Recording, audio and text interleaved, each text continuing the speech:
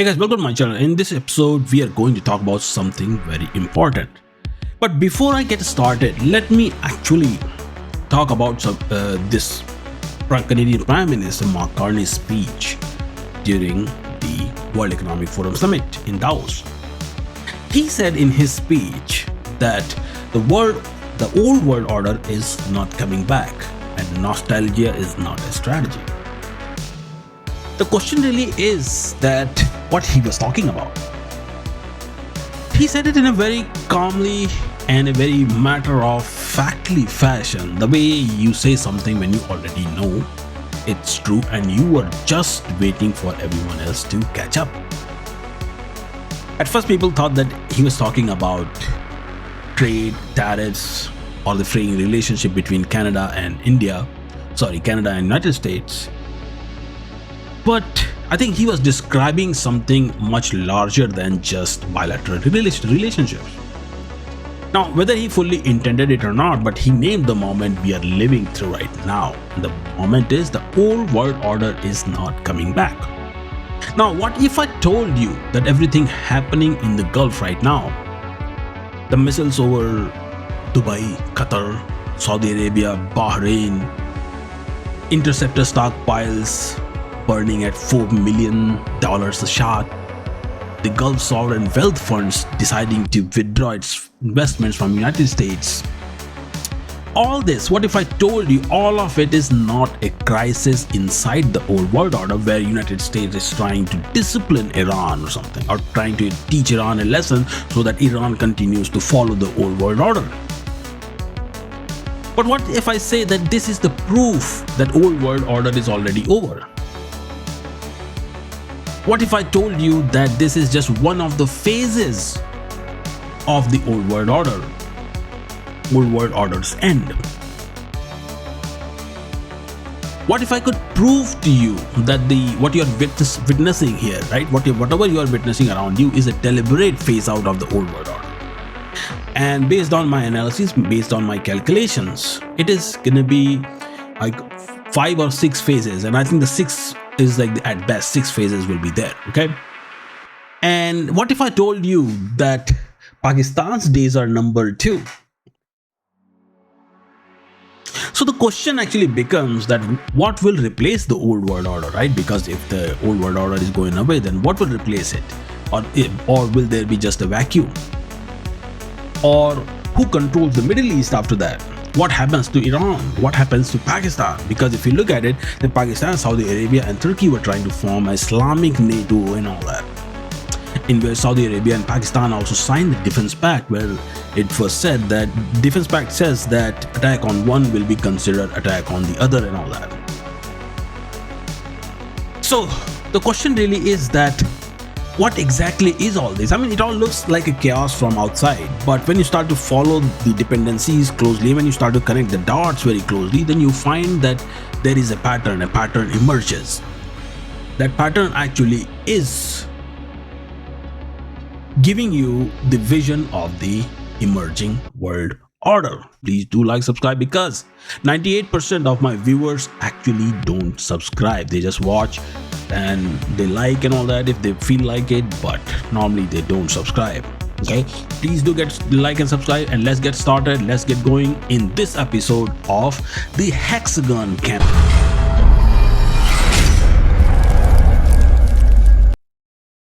Hey guys, welcome back. So let's get started. Let's get going. Let's talk about this whole thing, the whole phase, what's going on. Okay. So first of all, let's me share my slide. Okay. Now my slide is this: the Hexagon gambit, and India, Israel, United States, Cyprus, and Greece. Now, if you remember that just a couple of weeks ago, Prime Minister Netanyahu of Israel, he announced that he's working on this whole Hexagon alliance, and he announces this thing on what? Announces this Hexagon on February 22nd. Then on February 25 to 26, Prime Minister Modi of India, he is in Jerusalem and he addresses Knesset and then explicitly endorses IMEC and ITU too. And also He said openly, okay, he said that India stands with Israel with full conviction. And this is a very bold speech because up until that point, pretty much every prime minister of India had abstained from saying anything very boldly or anything even slightly in favor of Israel as compared to Palestine. And here, that was a very bold speech. Then on February 27th, the IAEA finds hidden enriched uranium. The International Atomic Energy Commission, discovers Iran concealed highly enriched uranium in undamaged underground facility. Stated Iran's program cannot be confirmed exclusively peaceful. Then on February 28th, what happens is that Operation Epic Fury is launched. Now, here's the thing, before I move forward, I want you to understand that I'm not here to talk about Operation Epic Fury or anything, okay? I want you to understand this and I want you to trust me. Watch this video till the end, okay? Because I pick up the pace. I'm not going to give you some spice and all that thing in the beginning so that you get the retention and all that thing. No, I'm going to explain you everything properly. And once I'm done, you will thank me. All right. So let's get going. Okay. So operation on February 20th, Operation Epic Fury is launched. What happens? US Israel, their coordinated strikes on Tehran, Isfahan, Qom, Karaj, Kermanshah, all these, and then Khamenei, basically they killed 900 plus strikes were performed, and Iran's doctrine shifts from defensive to offensive. Okay, then between March 1st and March 5th, Iran retaliates across 9 countries. 1,200 plus missiles were fired, drones in 48 hours across Bahrain, Iraq, Jordan, Kuwait, Oman, Qatar, Saudi Arabia, UAE, Cyprus, and all GC states hit simultaneously for the first time. Back in 2023, actually, in fact, way before that, I answered this question in one of my videos.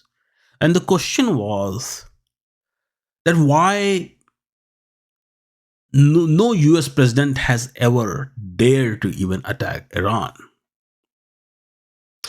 They all talked about it. They all said that Iran has this nuclear plan and this and that and all that. At best, Obama came very close to this whole thing, and he said that let's have this nuclear deal. And the nuclear deal was signed. But nobody ever attacked Iran. And today you are going to find out why.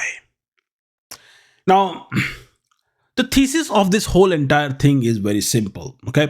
And the thesis is this: the controlled demolition of American hegemony. There are 6 phases. Okay. First phase is bait Iran, executed. Second phase will be the lash out. This is confirmed. Iran will strike US bases, Gulf infrastructure, 9 countries simultaneously. Then third step will be that your air defense systems stripped and all that. US redirects all the air defense systems that were present in the Gulf to defend Israel instead of worrying about the allies where these air defenses actually are located. And this leaves the allies stranded, stonewalled on replenishment or all that. Okay. And phase 4 is that the trust collapses. And that is also confirmed. Now, Hexagon steps in. This will be the phase 5, and the phase 6 will be the Middle East decoupled. Now, what's going to happen? I just gave you the little bit of glimpse. Okay. Now, in phase 1 and phase 2, phase 1 was that baiting Iran into a fight. See, phase 1 has been in execution for a very long time. Now, some of you like, why? What's going on? See, entire oil lobby, the whole entire thing, Chevron, Exxon, all that, everything that you see, it's all controlled by the Jewish. Only country that doesn't have, that does not let anybody control their oil is Iran. Okay. Otherwise, pretty much every Gulf country's oil is controlled by the Jewish lobby. Okay. And that's how it all started. And that's what actually led to the formation of the old world order. Where would old world order started? If I ask you this question, the old world order started in the Gulf, where it is happening right now, the war in the Gulf. Okay. So to bait Iran, Israel has been saying this thing that Iran is building nuclear weapons, nuclear weapons, nuclear weapons from since 90s. Even what's interesting is that even in 1995 and all that, Netanyahu said that yeah, Iran has nuclear weapons. Iran can acquire nuclear weapons in as soon as in next 5 years. In 1995, 2000 came and gone. Iran never had any nuclear weapons. They baited Iraq into this nuclear doctrine, nuclear weapon trap. Iraq fell for it. Iraq allowed IAEA and all that inspection. And guess what? We all know what happened to Saddam Hussein, right? But Saddam Hussein was actually it was the misadventure of American thing. That was the first sign that American politics is getting unhinged, and it can get unhinged away from what actually the Jewish lobby wants it to do. And then there were other factors involved in it too. And if I will talk about other factors, like for example, British intelligence, the British Empire, and all that, then it's gonna get more into the conspiracy theory rather than the proof. But let's stick with the phase one. Phase one was baiting Iran. Now, at that point, Iran actually understood this whole thing. Iran knew that what exactly is going on, and Iran has been preparing for this whole thing since the day one. And if you notice that on October 7th, whatever happened on October 7th, there were also things, or there were some certain news that said that probably Prime Minister Netanyahu actually organized it. Otherwise, how come an intelligence like Mossad that is sitting in Iran? Because whatever happened after that, what followed after October 7th, think about it, okay? Whatever followed after October 7th, that should tell you that how come Mossad missed the whole entire thing on the October 7th. Why? Because they have been preparing for these wireless pager devices and all that for past 5 years. Think about it. All those plannings have been done, all that plan has been executed. But they missed this whole small thing. So, anyways, the whole goal was to bait Iran. Now, Hamas was there since the Syria war started. The Hezbollah was there. It has always been a big pain. But Iran was preparing for it because Iran knew what exactly behind the scenes what was going on. Okay. And finally, Iran was baited. The phase one complete. Phase two was this. And in the phase one, another aspect of the phase one was to bait Iran. How? You have to apply sanctions, enough sanctions, and you have to apply enough sanctions on its partners or the countries that support Iran so that Iran becomes economically weak. And then either Iran surrenders or it will be a lot easier to take out the Iranian regime. Okay, that's phase one. But unfortunately, fortunately, however you want to call it, world had even bigger problem that all the countries like Russia, China, and India, they all were supporting Iran. Heck, India started buying oil from Iran in 2016 or 2018 actually. Then came the phase 2. Phase 2 was that once Iran is baited into this whole war, then phase 2 will be that Iran is automatically going to do what? Iran is automatically going to do this right here. Phase 2, that is, Iran activated, then struck every US partner in the range.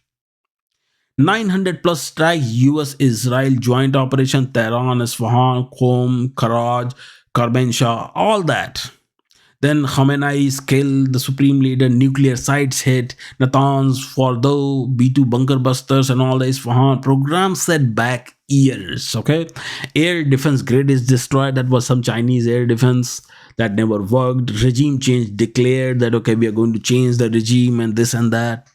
Then Iran, on Iran's side, Iran's Operation True Promise for the 1200 plus missiles and drones fired in 48 hours. 27 US bases struck across the region, and they are all completely dysfunctional. Okay. And in this phase 2, during the interview, Iran's foreign minister Argashi, he said that we have studied defeats of the US military to our east and west. We have incorporated lessons accordingly. That means they have been studying all this for quite some time now. But then again, the question is why I'm talking about phase 2 and just giving you all this data. See, the goal of phase 2 is simple. Goal of phase 2 is that Iran, as anticipated, is going to hit all the economic hubs, all the economic sources, resources, and all the just call it exchanges or anything, or centers, right? Iran is going to hit all that in the Gulf. That's gonna weaken the Gulf countries' economy. Okay, this is a very systematic going on if you look at it. This is the phase 2, and this phase 2 is going to continue until that completely happens. So we are going to see more damage within the Gulf countries. Okay, it's not just about the Strait of Hormuz that everything is blocked over there.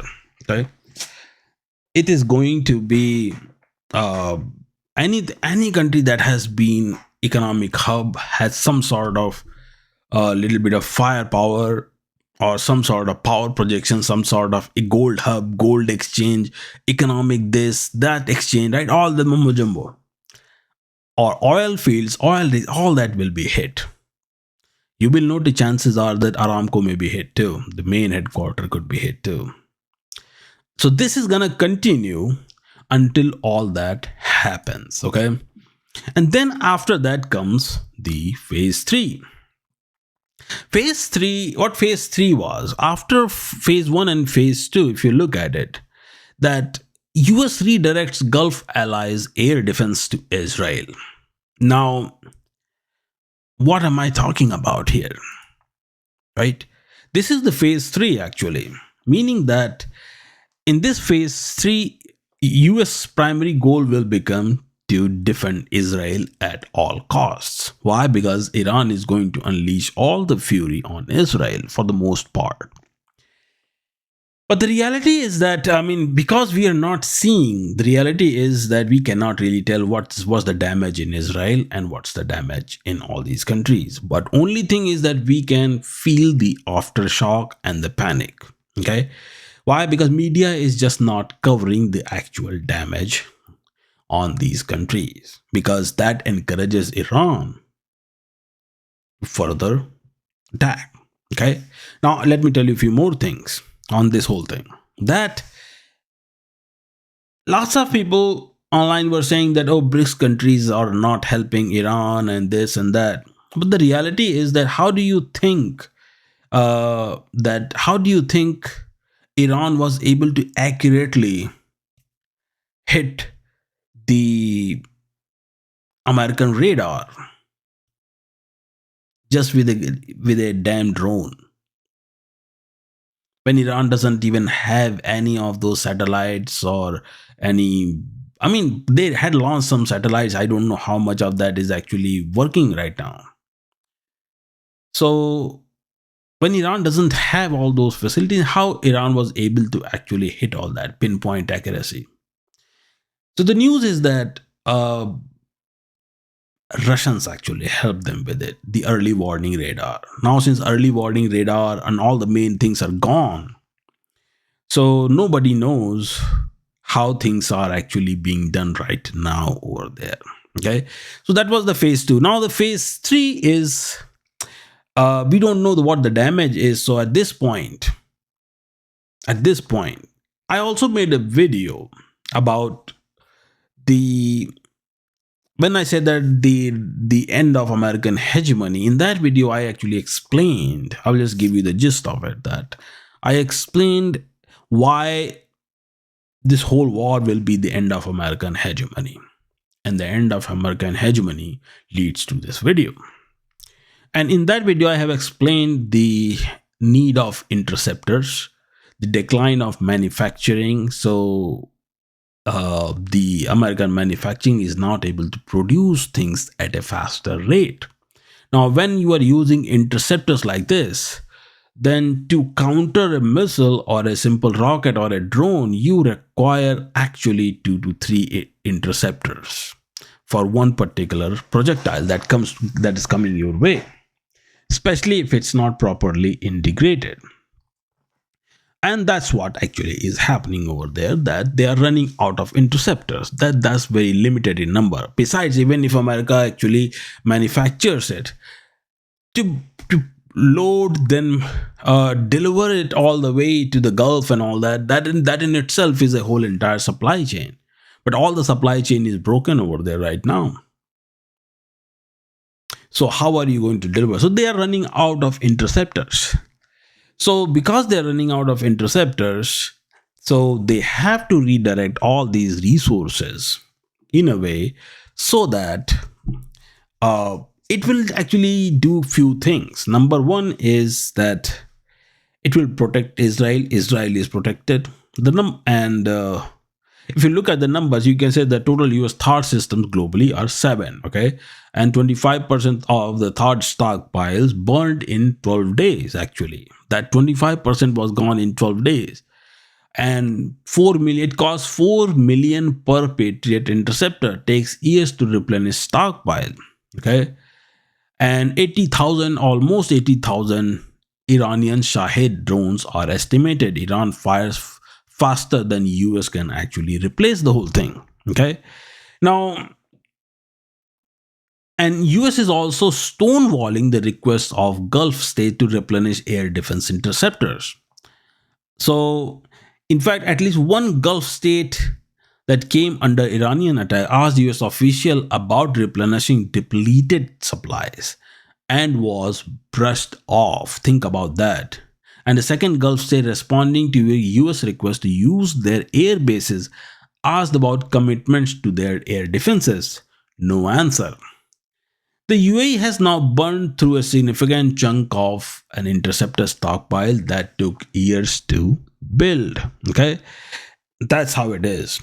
Okay, and so the phase three of this whole plan was basically to do things so that it will create a distrust between the America's Gulf allies, and that distrust is already showing up because all these the investors are actually deciding to withdraw all their investments from the US Treasury, US stock market, US Federal Reserve investment, and all the bond securities and all that, because that's how the recycling was being done. The dollar recycling always was done this way. The money from the Middle East was going into US infrastructure. And that money that was going into the US infrastructure was used in lots of ways. And that came with lots of other things. One of those things was the jihadi population in America. Okay, but anyways. Now let's look at few more things here. Okay, the South Korea is stripped. Third, South Korea is stripped. Hegseth, that means they can't stop everything. Pete Hegseth, the Secretary of War, he simply accepted that. And this is not acceptance, actually. This is the helplessness of it. And US Secretary of Defense, he publicly admits the security guarantees has limits mid-war on record. Okay. So all this is being done. This is the phase three, the credibility moment. The credibility of United States is at risk. In fact, it is pretty much done. Okay, so there is no credibility, and I will show it to you. I will show you later on in the video. Okay, now comes the phase four. Now the like I said, the phase one, phase two, phase three, all this is while all this is going on.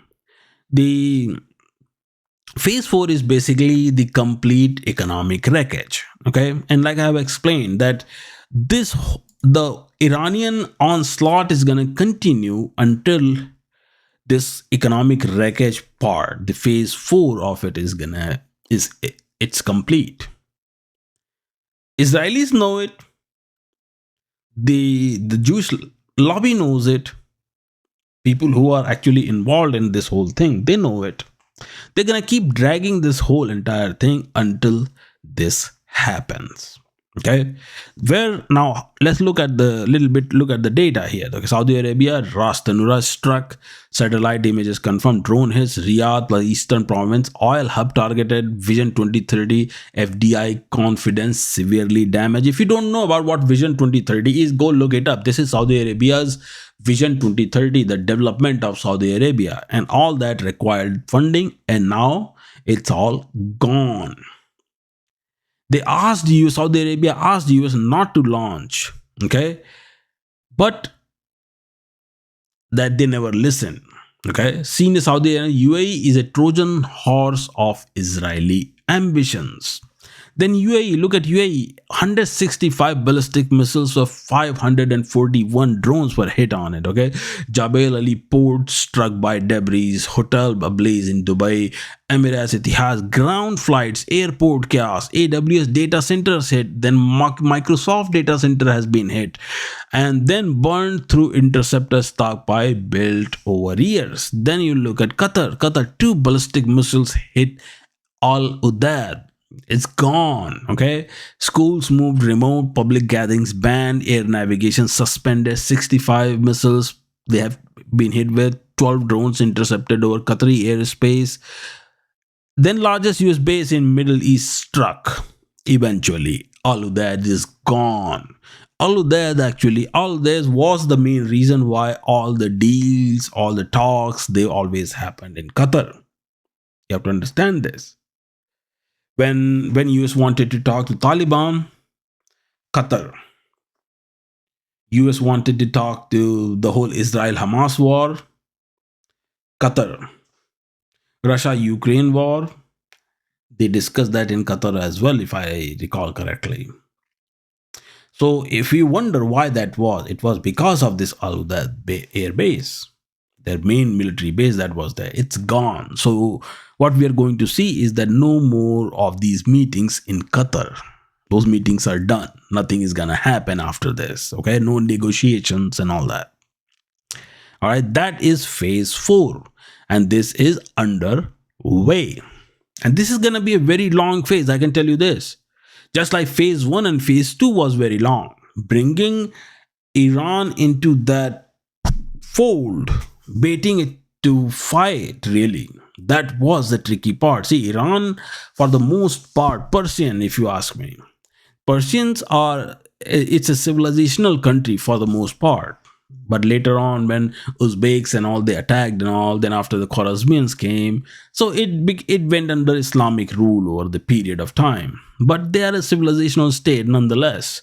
So civilizational states have a very good, very important quality. That quality is that they have lots of patience. That patience never runs out. Okay, and so it was very hard for Israel to really provoke it into a war. And so they realized that they cannot just by using verbal, lingos and all aggression, they're not gonna do all this. Since passive aggressive and all those things are not gonna work, so let's do this. Now, Iranian intelligence actually knew that this is coming, so they started to test the water. They started with Hamas and all the rockets, everything they fired. They tested Iron Dome, what it can do, what it cannot do. All this has been moving on systemic. Just like phase 1 and 2, phase 4 is going to be little bit longer too, but not as long as phase 1, that it will take 20 years or something. This is going to be probably, if Iran really gets down to it, if sooner Iran damages this whole thing, then sooner this will end. But at the end of the day, it will lead to the Gulf's economic calamity. Okay, it is done. Now, now let's look at the news on this matter. Okay, now look at all this. You think that I am bluffing or I'm just saying it? Tons of wealthy Asians are quietly moving their Dubai cash properties and family offices back to Singapore or Hong Kong because of the Gulf doesn't feel so safe haven anymore. Reuters. Then go look at this news. UAE is now considering freezing billions of dollars in Iranian assets in response to Tehran's recent attacks. UAE is going to respond, right? So whatever, because UAE used to be the defensive or say backup lifeline for Iran for many years. That's how Iran was actually surviving. And there are lots of back channels, and you have to understand the mechanism of it. Okay, it's like, let me give you a simple example. Let's say if you don't have Wi-Fi at home, okay, what do you do? You try to go in your neighborhood, walk around, see which neighbor has the open Wi-Fi connection, so you just connect to it and do whatever you can, right? So it was like that. But your neighbor does know that somebody is connecting, right?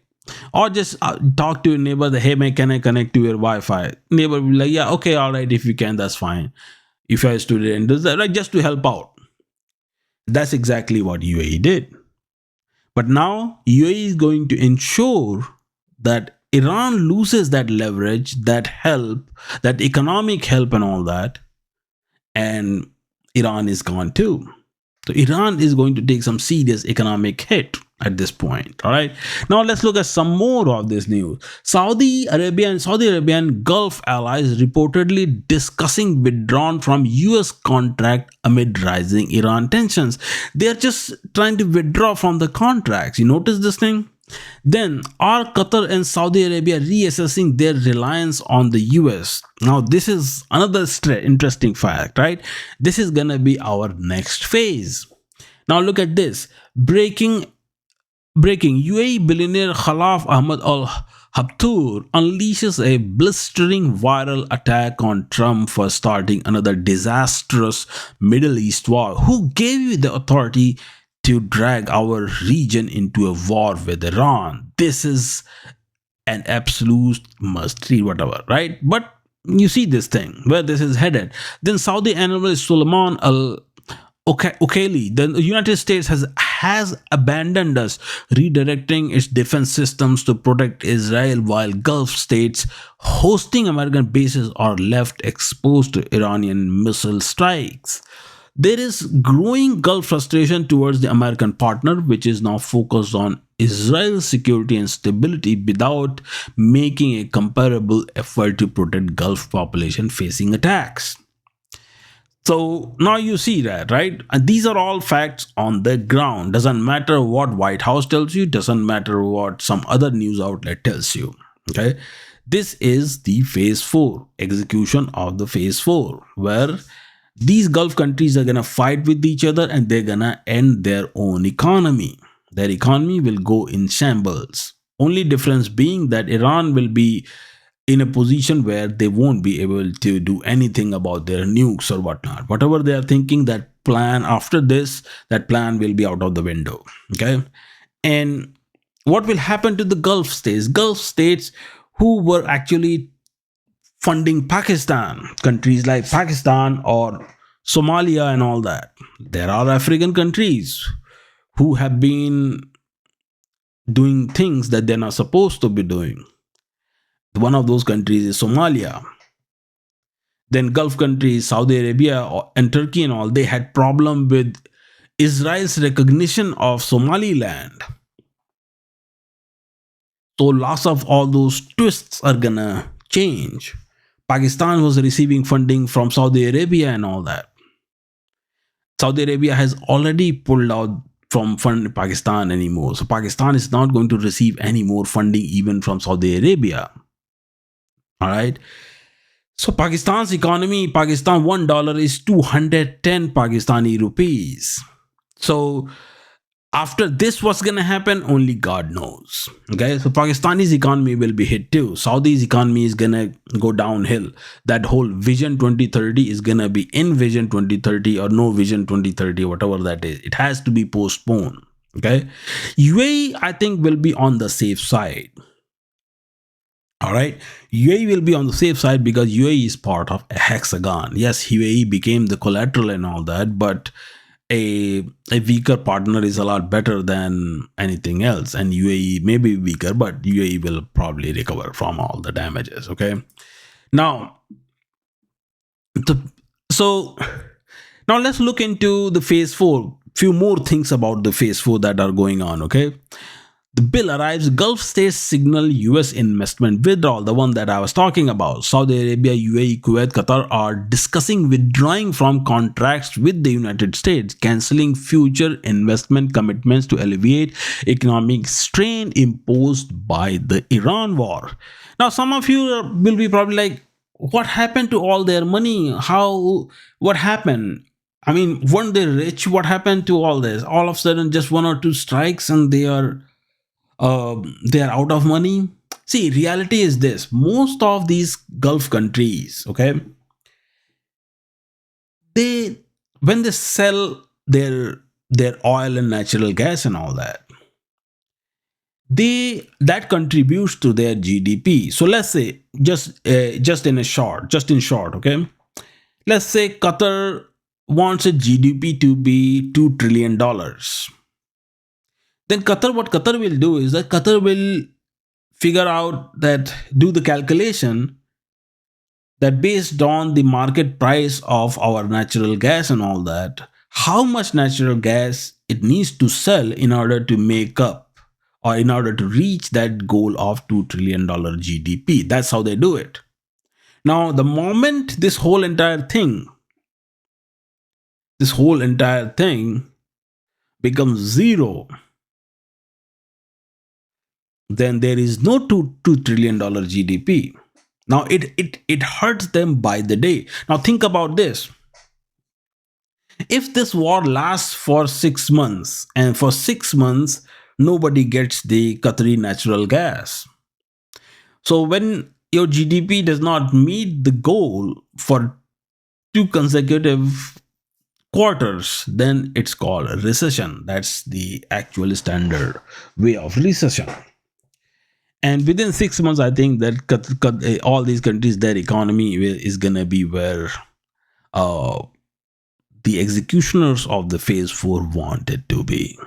All right, and they will get the picture, glimpse of uh, what is happening, and glimpse of uh, what if they overspread their wings with too much. All right, then what happens? So now, why Gulf is acting up? I already told you. Absorbed Iranian missiles for the war. They explicitly asked US not to start. They did that, right? Interceptor stockpiles depleted, defending US assets stonewalled on replenishment. So the Gulf countries actually they thought that whatever air defenses are being put over there, it's gonna defend them. What they didn't realize that all those assets that were put in there, they were mainly for Israel and for US assets. See, all these assets, these all this hardware that was that was put over there, it goes all the way back in 1980s, then later on Gulf War, during the Gulf War, the 1990s, when US actually invaded Iraq. Okay, all Iraq was doing is that Iraq was asking Kuwait, to return the money that they had borrowed from them. That's all Iraq was asking them to do. But that Iraq had all of a sudden, Iraq had nuclear weapons and this and that whole 9 yard thing happened. And so during that time, so there was this doctrine started by Reagan, back in, I think, in 1980 sometime. It said that Strategic Defense Initiative, aka Star Wars program, where you build a defense system so that so that nothing actually reaches your mainland. And at that time, during the Cold War era, at the peak of it, Soviet Union was the only country. So they had to build all this stuff in the Middle East. That's why you see lots of build-up in the Middle East. But all that was mainly to protect American assets, any missile that flies over it. That's why they had early warning system over there. What Iran is going to do, Iran never had ICBM. Iran just recently, like a year or two ago, Iran actually was able to launch its satellite in the orbit with its own rocket. That is what is the real sign that a country can have ICBM. Without that, if you don't have the capability to launch a satellite in the orbit, in the geosync orbit, then that means that you are not capable to have ICBM. That's the bottom line. So those early warning systems were for what? Those early warning systems were mainly for Soviet Union. But anyways, coming back to this. So all these things that happen, and the economic damage. Look at the economic damage. 126 billion Gulf SWF outflows in 2020, all now jeopardized. 70% plus flights cancelled in UAE. Now imagine that damage, right? Qatar, Bahrain at peak. Stock exchanges in UAE and Kuwait suspended trading. Dow fell 1,000 plus points in a single session before Financial Times story broke. Okay, what it signals: four states coordinating or deliberate signaling, not spontaneous. Gulf brand Dubai, Doha, Abu Dhabi as safe hubs is the first casualty. Okay, sovereign funds. Sovereign wealth funds, capital looking for a new home. India's markets are the obvious destination. Canada Sovereign Wealth Fund actually invested $100 billion in India's market. And IMEC pivot is no longer theoretical, it is imminent. Okay. So now you see, this is the phase 4, where all these countries are basically weakening their economies and all that. And then when they all will settle, or when the dust will settle, they all will come to their senses that not to allow United States to have any base near them. Now, before we move forward, let me talk about the Pakistan variable. Okay, Pakistan is not part of Gulf, for Pakistan has this tendency to stick its nose everywhere. Somehow they have this itch to be the big daddy or big boss of Gulf countries, even though they are just nothing but they're just a beggar nation that begs for chump changes here and there. All right, they're like a scammer. Okay, they're scammers. Now, up until last year, Pakistan used this so-called nuclear deterrence to wage this proxy war against India. And in this whole entire thesis that I have talked about up until now, there is one problem. One problem has been along that, what if country has the nuclear weapon? Then how this whole thing works? Well, it doesn't work if the country has the nuclear weapon, but that's a big if. Look at what's happening to Iran right now. And now I'm coming back to Pakistan, that is Operation Sindoor, that happened last year.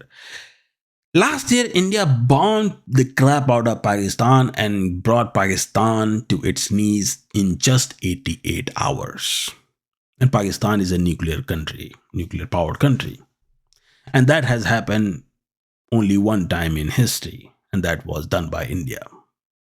India made a very clear point that proxy war will be considered a war, and if you Indian citizens are hurt in the process, anything happens, we will hit the target, we will achieve our goal, and make no mistake, nobody will be able to hide you from us. And that's exactly what happened. India hit Pakistan's Noor Khan base. India hit American nuclear storage facilities in Pakistan, and eventually Pakistanis, just like they are cowards, so they just showed their cowardice and they're like, "Oh, we are not going to. Let's talk." And that was Operation Sindoor.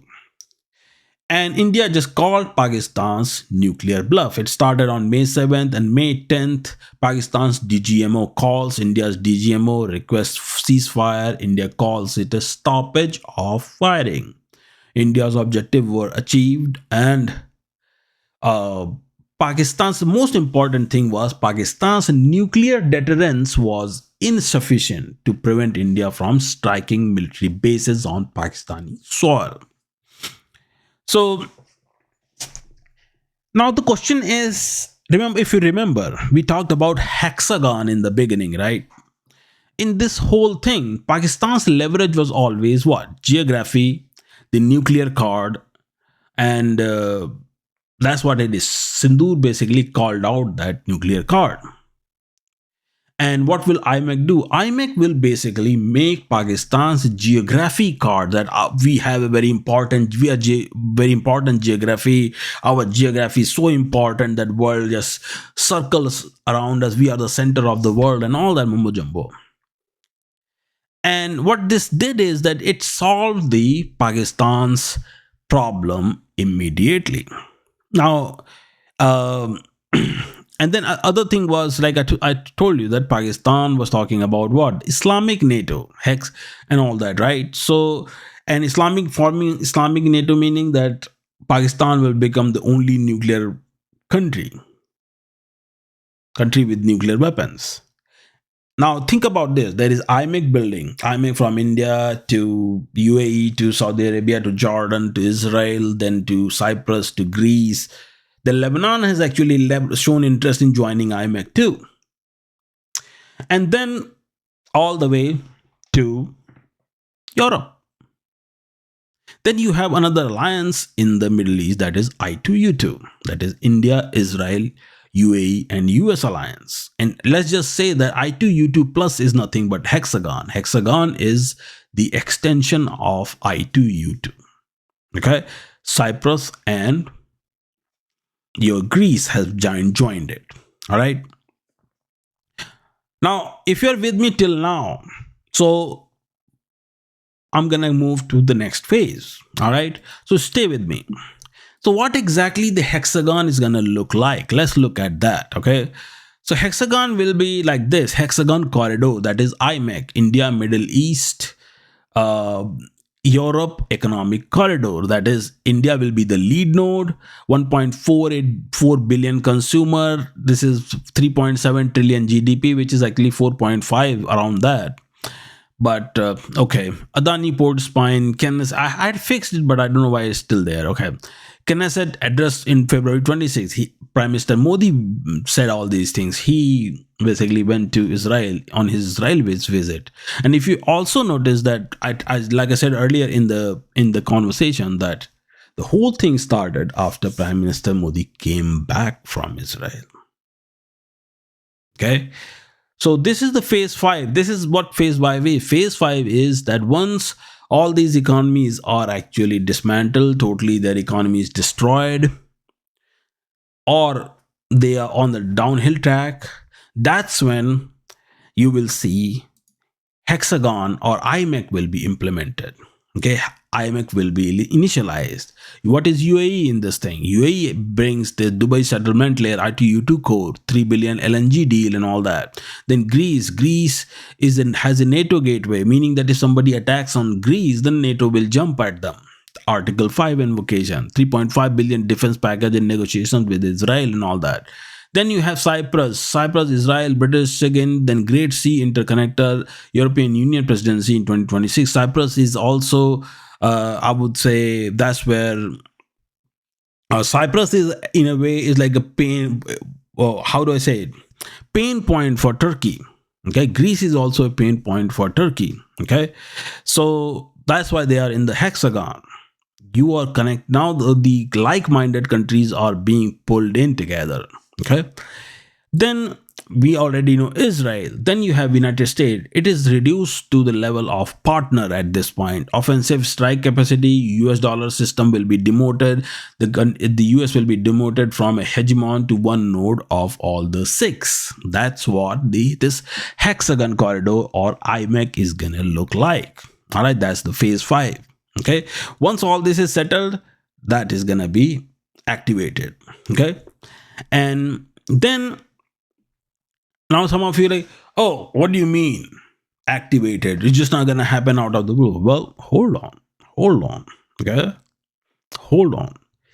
Infrastructure is already being built. I'm going to show it to you. Okay, what IMEC actually is, it was announced in G20 New Delhi, September 2023. US, India, Saudi Arabia, UAE, Jordan, Israel, and European Union. Okay, officially alternate to China's BRI. China's BRI, not just BRI, it was the alternative to Suez Canal as well, because there was a dire need of alternative routes so that remember the Suez Canal crisis that happened during the COVID time. The world said that we need another corridor. This thing is not gonna cut it. We run into serious problems. Now, once IMEC is ready, okay, that's what IMEC was basically announced. But look at this here. It bypasses completely what? Pakistan, Turkey, Iran, Iraq, and Syria. Okay. Now, when IMEC was actually announced, then there were a few other countries that were actually asked to be part of it, like Egypt and all, but Egypt simply declined. Now, once IMEC is ready, okay, once IMEC is ready, what do you think is going to happen? It's going to hurt Strait of Hormuz. It's going to hurt Suez Canal. Is going to hurt, in which means it's going to hurt Egypt, because Egypt is the most beneficiary of largest beneficiary of this whole Suez Canal. I'm not saying the Suez Canal will be closed or shut down or whatnot, but it's going to bring down the revenue. Now, for Strait of Hormuz, it's gonna happen the same way. Why? Because countries would rather stick with IMEC and do things rather than rely heavily on one strait that is going to create problem. Now, if you look at the live infrastructure, what is being already built? Okay, now see, Netanyahu described IMEC as a skeleton of the corridor designed to embed Israel permanently within long-term regional and European networks. Okay, now live infrastructure, Haifa Port, Adani Group, India UAE CEPA has been signed. India UAE, all those nuclear deals have been signed. India has a defense pact with Greece. India has defense pact with Cyprus. India has defense pact with Israel, and India already has defense pact with United States. All these countries. Then you look at Israel and Greece have the Pulse deal. Israel and Cyprus and Greece have this military plan. This all these things. So all these deals and treaties are being, not treaty, but I would say more like a trade deals are already being signed. And Lebanon just recently has shown interest in joining IMEC as well. Now, if you notice that Lebanon, where was Hamas? Hamas was in Lebanon. They were operating from there. So now just the recent news is this. Recent news is that Lebanese government is now getting involved into hammering and weeding out Hamas and whacking them. Lebanese government has involved into it too. So there is a bigger game at play. This is not some random change of heart that's happened all of a sudden. Okay, this IMEC, it starts from Mumbai and few other ports in India, and it's gonna be go directly to Haifa port in Israel. Okay. Now, when all this is happening while Iran's economy is hammered and all that, What do you think is going to happen? You really think that Iran will still be the enemy? No. India has Chabahar port over there. India has investments in Iran as well. So when that happens, then all these Middle Eastern countries who are economically a little very weak at that point, what do you think is going to happen? What's going to happen is Iran will willingly join IMEC, and Chabahar will become part of your plan too. Alter because you more see, according to India's policy, very simple. Options should be there. Options should always be there, and that's exactly what Iran will do. Okay. Now, at this point, by this time, when all this happens, by the time all this will be happening, where meaning Gulf countries have weaker economy and all that, this is gonna actually. Oh, and hold on, let me settle down a little bit. I'm getting a little excited. All right. So by the time phase four is complete, India and countries like China, they would have already diversified their supply chain, the energy supply chain, like your LNG, LPG, and crude oil, and this and that, right? Where they're gonna go? India has just signed the deal with Canada. I made a video on that as well. Okay, so when that is gonna happen, then the largest buyers of the energy, the countries whose economy is going to thrive and countries that are going to need more and more energy, they already have rock solid alternatives with secure supply chain. So it's going to hurt whose economy? Qatar's economy is going to hurt Saudi Arabia's economy even more. It will just they what so when they were primary, they used to be the primary stakeholders into things. Now they're gonna be the options. With options meaning that they will be part of IMEC more so. They will need that thing more than anything else. Right? They will need all that more than anybody else or anything else. That is phase 5. Okay. Now in this whole thing, there was another caveat that was being introduced. Caveat was, I talked about it, Saudi, Pakistan, Turkey. It was like a defense pact and all. They were calling it Islamic NATO and all that. Okay, Turkey at first showed interest, but Turkey later on, I think they backed off. They were like, okay, no, we don't want anything. And this was actually Pakistan's anti-India posture. So Pakistan is like, whatever they can get, they just take it. They think that uh, their anti-India policy, whatever that is, don't know. We don't know what kind of BS they have been smoking. We don't know, but uh, uh, they have been trying this thing with Saudis, Turkey, and all that. And Saudi and Pakistan defense pact did not make India very happy. Okay. Now, just recently, just 2 days ago, Saudis announced that they are going to cut the funding from Pakistan. And this is going to be because they want to make India happy at this point. Why? Because of all the things that are happening around them. Right? Now, question is how Hexagon actually counters all this. Okay. IMEC simply bypasses Turkey and Pakistan, Greece, Cyprus versus Turkey on the Eastern Mediterranean. Then you have UAE pulls away from Saudi orbit. There have been tension between UAE and Saudi relationship as it is, but with this, UAE is gonna be away from it. They will pull away. Then ITU2 as the economic engine. Then ITU2, that is the leadership gang of IMEC. Basically, that will become the economic engine. Okay, and now like I said earlier, that India and China decouple, that is the phase 6. I talked about phase 6 a little bit sooner.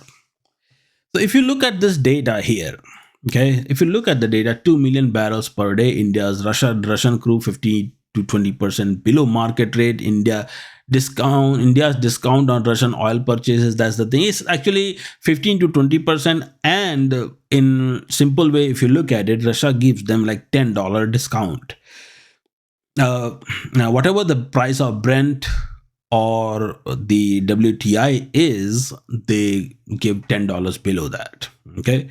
Then 500 gigawatt energy, India's renewables by 2030, fastest major economy, non-fossil build out. All this is there, right? So this leverage will collapse. The Gulf states shift from choosing among energy buyers to competing for them. That's what will happen. Okay, not for a price crash, a geopolitical negotiating leverage crash. India doesn't come to the Gulf as supplicant. India comes as the alternative. That's the trap closing, right? Because before this, Gulf countries were using this leverage to manipulate the world. They were doing lots of things behind the scenes, okay? That lots of people don't see. They think the world is just running all good, good and gravy, just like that. No, lots of it goes on behind the scenes that lots of people don't know about it. So after that, after the economic debacle, after India and China have shifted their supply chain to something else, they will make. Here's the thing. I'm not saying that it's going to be zero, okay? That India will completely stop buying all that. No, but India will be very cautious about it. Same thing with China. China will be very cautious about it. Why I'm saying this? Because China and Russia are already building pipelines. China has extended its pipeline from Russia to all the way to the eastern borders of India, that is to Myanmar and all that. That's how far China has built those pipelines that are coming from Russia. Okay. So all this is being done so that this whole supply chain problem can be solved and this risk can be mitigated. Okay. The risk that comes from these vulnerable Gulf countries and purchasing their energy. All right. So that will be the phase 6. So what will this whole thing do? Once all these phases are executed, what you will see is this, that gaining India, Hexagon lead node will confirmed by Modi's Knesset visit. LNG hub positioning accelerated by Hormuz disruption. Every week of war equals to more urgency for IMEC. Israel achieved nuclear program destruction, regime decapitation. Hexagon named publicly. Abraham Accords as diplomatic foundation proven. Then UAE is I2U2 3 billion LNG. UAE also gets permanent partner, right? Then China plays long game. Chatham House says a weaker Iran allows greater Chinese influence. But that influence will be gone. And after this, what's going to happen is that Iran will come completely under India's wing. Okay. Then who will lose? US will lose its status as a hegemon or a dominant power or something. Okay. Iran nuclear program will be out of the window. Iran will be busy trying to save its economy, the internal collapse and all that, right? And Saudi Arabia will be doing the same thing. They will try to look for fundings. They will look for improve. They will be looking for improving their business ties with other countries. Because if the major powers like China, India, or Russia, these countries, they don't buy their energy. Even though Russia doesn't buy energy, Russia does buy some energy, okay, not all of it. But if India and China are not going to buy that, then nobody else can fulfill their needs to meet a certain GDP demand, which means that if India will reduce that number and China will reduce that number, then what you think is going to happen? What's going to happen is the selling it to the smaller countries will limit their GDP growth. So they will have to rely heavily on other sources or other diversifications for exports and to grow their economy. And only way that's going to be possible is when they have IMEC. And who is running the IMEC? I2U2. And in that whole entire thing, it will be Israel and India and UAE mainly will be running the show. Now, considering that India has defense pact with uh, the maritime defense treaty pact with your Indonesia as well in the Indian Ocean. Then India has pact with Sri Lanka. India has pact with few other countries over there. And like I talked about Greece and your Cyprus, Israel, UAE. India has defense pact with all these countries. So there you have it. Okay. So this is the grand plan. The grand plan is the Akhand Bharat, the United India, the India that was 3,000, 4,000 years ago. Same thing for Israel, from Jordan all the way to Saudi Arabia. That's what is going to happen. Okay. And one more important thing is going to happen. This is going to weaken Pakistan. Seriously, it will weaken Pakistan. Why? Because Saudi Arabia, that will be dependent on India to save its economy. India and China to save its economy. That same Saudi Arabia is going to listen to what India has to say. And that will be that don't fund Pakistan, because Saudi Arabia won't even have that kind of money to fund Pakistan. What will that lead to? It will lead to the implosion of Pakistan. Okay, Pakistanis are already being hammered by Taliban. Then they have Balochistan Liberation Army, and once the funding is gone, game over. So my timeline for Pakistan is 2027. It could happen sooner than that, but Pakistan won't survive 2027. Okay. And what happens after all this? I just explained to you. I took whole 1 hour to explain you what happens after the old world order is gone. Old world order will be replaced by a multipolar world order. That is, it will be in this region, it will be controlled by India and Israel mainly, and UAE will be a partner, equal partner, that is. Okay. And rest will be just that, hey man, just help us out and this and that. And that's how it's gonna play out, the whole entire game. Why? Because you have to go and read little bit of history, the Pax Judaica, or look into the Vedic world order, what all that was. And then you will find out that incense route was the backbone of that region. The incense route, what was incense route? Incense route is IMEC. So this is it for this video. And actually, let me show you one little thing. So this is not actually a forecast. It's a live operation. Netanyahu named the Hexagon on February 22nd. Modi stood in the Knesset on February 26th. Operation Epic Fury launched on February 28th. Iran struck every GCC state within 24 hours. The US stonewalled Gulf allies on intercepted replenishment while redirecting their air defenses to cover Israel. The architecture isn't being planned, it is already being executed. Just follow the dependencies. So now I have just told you everything that is going on and how this thing is gonna transform. Okay, wait and watch. Please do like and subscribe, guys. And I am done with this video. Please do like and subscribe, and I will talk to you guys in another video. Take care.